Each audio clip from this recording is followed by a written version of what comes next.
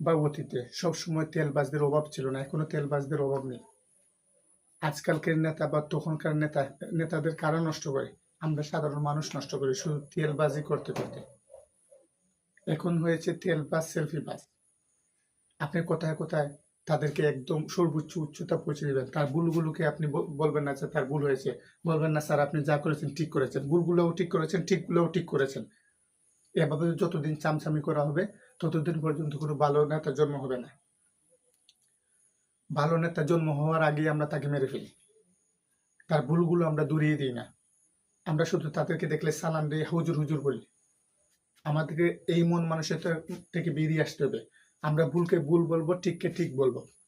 আমরা যখন একজন নেতার ভুলকে দূরিয়ে দেবো যে আপনার একটা ভুল হয়েছে, আপনার একটা অন্যায় হয়েছে, তখন সে শুধরাতে বাধ্য। আর আমরা যদি তার প্রত্যেকটি কর্মকাণ্ডে যদি আমরা তাকে সাপোর্ট করি, তার ভুলগুলো খারাপ দিকগুলোকে যদি আমরা বলি যে না এগুলোই ঠিক হয়েছে, তাহলে সে মনে করবে যে আমি একজন ফেরেশতার মতন মানুষ, আমার কোনো ভুল হয় না, আমি যা করি সব ঠিক আছে, বাণীর মতন সত্য। সে কিন্তু ভুগবে না, ভুগবেন আপনারা সাধারণ জনগণ যারা আছেন তারা ভুগবেন।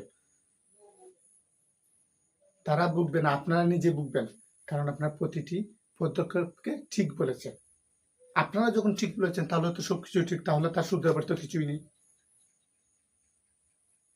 এই কারণেই কথা হলো আপনারা যে যার জায়গা থেকে ভুলগুলাকে দূরিয়ে দিন। আপনি হয়তো বলতে পারেন আমি তো এমপি সাহেবের সাথে, মন্ত্রী সাহেবের সাথে আমার তো 12 মাসে 1 বছর 10 বছর একবার দেখা হয় না, চেয়ারম্যানের সাথে দেখা হয় না, তাহলে কিভাবে আমি বলবো তাকে দূরিয়ে দেবার জন্য?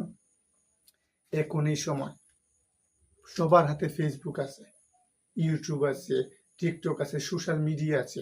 আপনি সেখানে আপনার মনের কথা লিখুন, যেখানে আপনি ভুল দেখতে পেরেছেন সেগুলো নিয়ে আপনি সমালোচনা করুন। আপনি সেগুলো নিয়ে সমালোচনা করুন, তাহলে আপনি এর উত্তর পেয়ে যাবেন।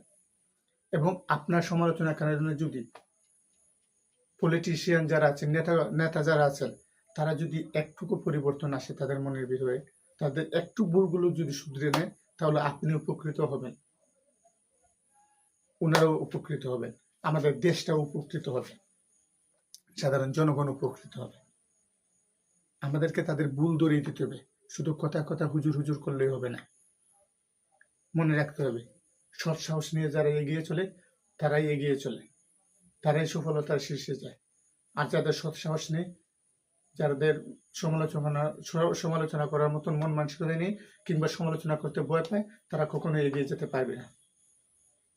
আপনাকে সমালোচনা করতে হবে, গঠনমূলক সমালোচনা করতে হবে, যাতে আপনার এই সমালোচনা থেকে একজন নেতা, একজন অভিনেতা কিংবা উচ্চপদস্থ একজন মানুষ যাতে আপনার কাছ থেকে শিখতে পারে এবং সেই জন্য বুঝতে পারে আসলে আমার ভুল হয়েছে, ওনার সমালোচনার কারণে আমি তা থেকে ফিরে আসতে পেরেছি, মন থেকে যেন আপনাকে একবার হলেও ধন্যবাদ দেয়।